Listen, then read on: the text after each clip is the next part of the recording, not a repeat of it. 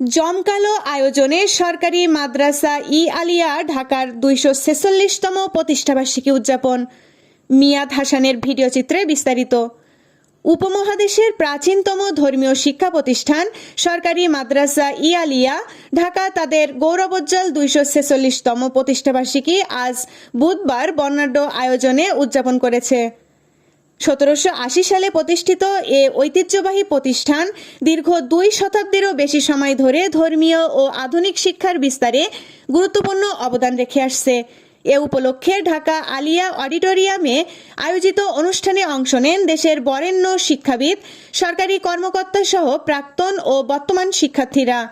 অনুষ্ঠানে প্রধান অতিথি ছিলেন মাননীয় উপদেষ্টা, শিক্ষা মন্ত্রণালয়, গণপ্রজাতন্ত্রী বাংলাদেশ সরকার অধ্যাপক ডক্টর চৌধুরী রফিকুল আবরার।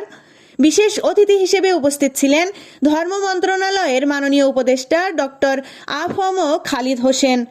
অনুষ্ঠানে সভাপতিত্ব করেন সরকারি মাদ্রাসা ই আলিয়ার অধ্যক্ষ অধ্যাপক মোহাম্মদ ওবায়দুল হক। বক্তারা বলেন, সরকারি মাদ্রাসা ই আলিয়া কেবল ধর্মীয় শিক্ষার কেন্দ্র নয়, বরং আধুনিক শিক্ষার প্রসার ও সামাজিক উন্নয়নে অসামান্য অবদান রেখে চলেছে। এর দীর্ঘ ২৪৬ বছরের যাত্রা শিক্ষা ইতিহাসে এক উজ্জ্বল অধ্যায়।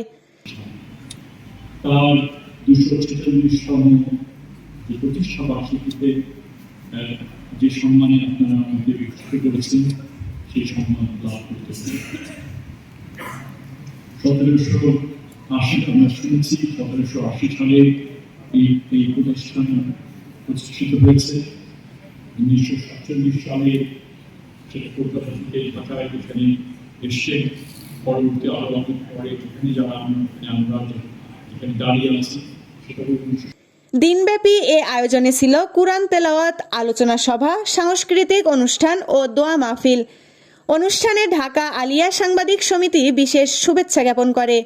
ইতিহাসের গৌরব বুকে ধারণ করে সরকারি মাদ্রাসা ই আলিয়া ভবিষ্যতে শিক্ষা ও সংস্কৃতির আলো ছড়িয়ে যাবে, এই প্রত্যাশা ব্যক্ত করে শেষ হয় বর্ণাঢ্য এ অনুষ্ঠান। AB news desk report.